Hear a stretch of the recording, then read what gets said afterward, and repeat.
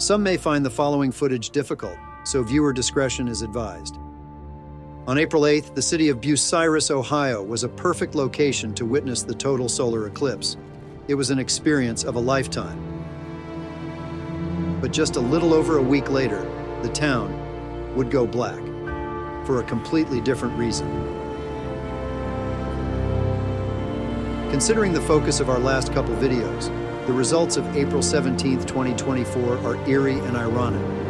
Bucyrus, Ohio already had a close call in mid-March, when an EF2 touched down just 14 miles north of town.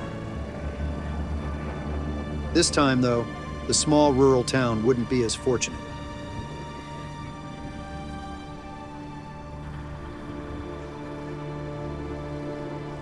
Miraculously, nobody was injured or killed that Wednesday afternoon, though the emotional and financial toll will likely remain for many.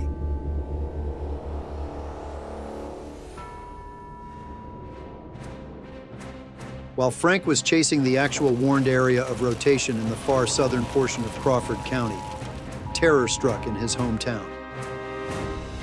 At 4:06 p.m., a high-end EF1 touched down in a residential neighborhood on the very southwest edge of Bucyrus, and for the next 6 minutes, all hell broke loose.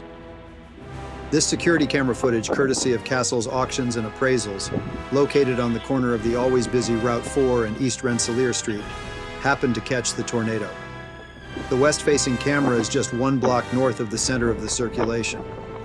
Unsuspecting people drive south, directly into the tornado's path as it was wrapped in very heavy rain.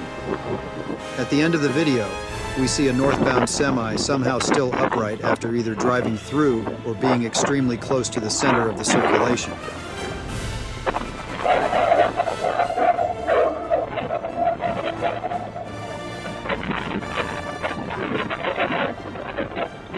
The preliminary estimated wind ratings missed the EF2 mark by just 1 mile per hour.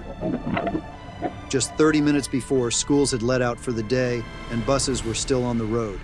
In fact, a bus had just let children off 20 minutes before in the tornado's exact path, including Frank's 2 children. Tracking northeast, the tornado crossed through Miller Park. At this time, Frank's wife and 2 young children were at home, which is located on the northeast edge of this very park. Thankfully, they had already made their way to the basement when the power cut out. The tornado passed just 2 blocks south of their home. Frank received a text from his wife saying the power was out and that phone service was slow, but it was just your typical thunderstorm at their home. Thankfully, they were located in the inflow region of the cell, probably one of the better locations you could be in considering the circumstances. Granted, Frank's children were introduced to severe weather at an early age, but his son's drawing from a couple years ago hanging above his desk is now eerie. It depicts a tornado passing just south of their home, just like it did on this very day.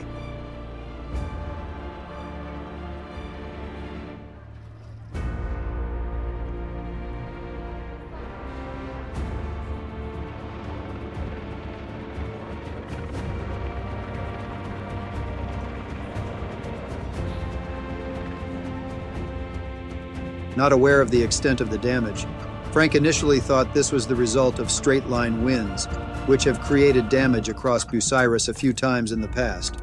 But it quickly became apparent that the damage had been created by a tornado.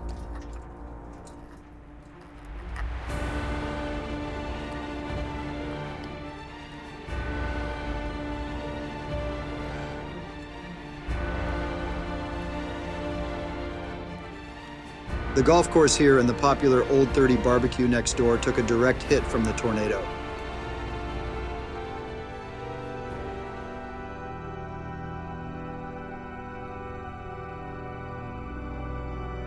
Though the city has had its close calls in the past, including this year, this is the first tornado for Bucyrus in recorded history.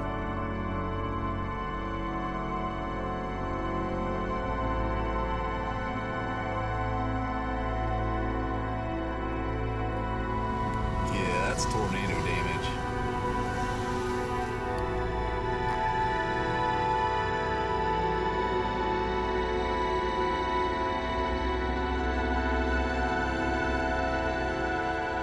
With many of the main routes across town closed and a train blocking the others due to debris on the tracks, It was difficult to get from the east to the west side of town. I just got done talking to the kids about the odds of a tornado hitting our house are very slim. And it looks like we have one.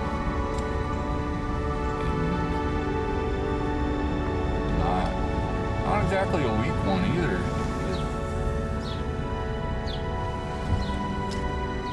This is absolutely tornado damage. Absolutely.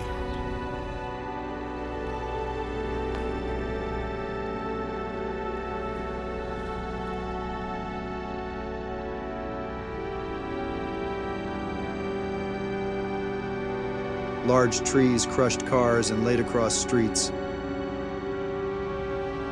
Normal business hours weren't quite over yet, so many were still at work when this occurred. Unfortunately, many homes and businesses across town took on significant damage, including a house that was pushed well off its foundation just 2 blocks south of Frank's home. Various businesses uptown had their windows blown out and other significant damage.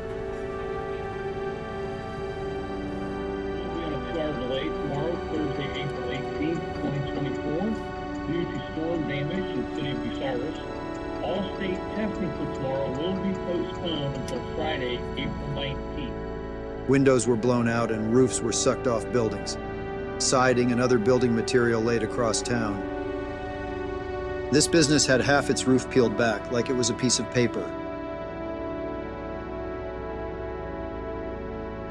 After taking a direct hit, the Family Dollar lost its roof and windows were blown out, likely while unsuspecting employees and customers were all inside. On the west side of town in Frank's neighborhood, there was more significant damage. You could smell fresh-cut wood, the smell of earth, the scent of a recent tornado. People worked together to try to get trees off their cars and clean up debris. Others walked across town, shocked by all the damage. A state trooper helicopter circled overhead, perhaps attempting to land and having a difficult time due to the high low-level winds that gave this very tornado life. The tornado had peak estimated wind speeds of 110 miles per hour, missing an EF2 rating by 1 mile per hour. Touching down at 4:06 p.m., it grew to a football field wide, reportedly bouncing across town, and after just 6 minutes, it lifted at 4:11 p.m. after crossing the busy Route 30.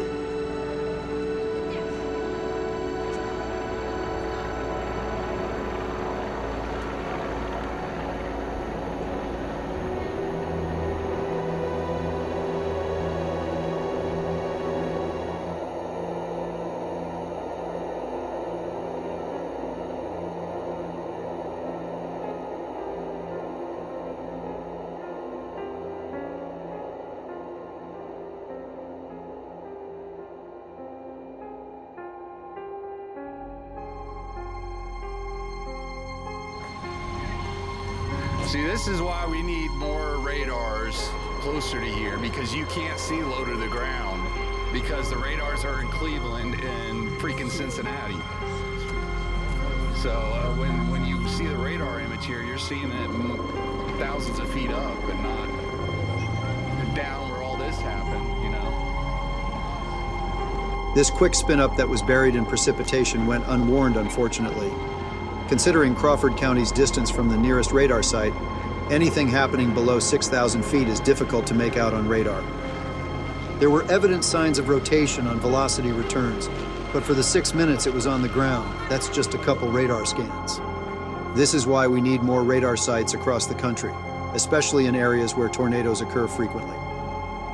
Another public radar site at the Air Force Base in Mansfield, Ohio, would help greatly in being able to see what's happening in the low levels in north-central Ohio. Something to consider writing your state senator or representative about, no matter where you live.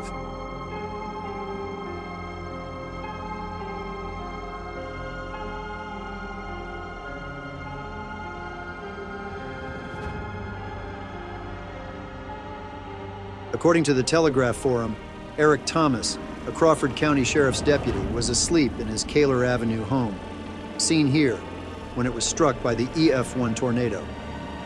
Mr. Thomas awoke to that all too familiar sound of a freight train while his house shifted a couple feet off its foundation.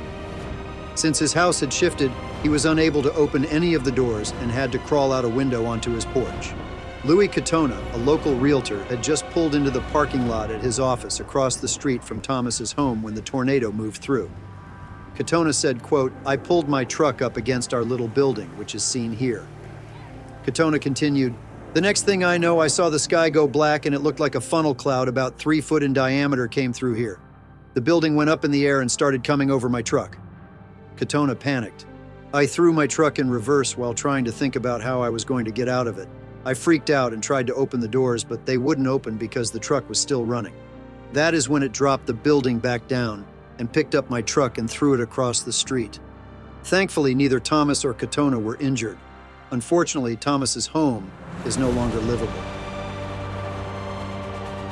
2 days later, the cleanup was still ongoing, but the first responders, utility workers, and community had Bucyrus seemingly back to its normal self quite quickly. Though things may seem back to normal, surely the emotional and financial damage will remain for some. But just like every Buckeye, the city of Bucyrus will fight to the end.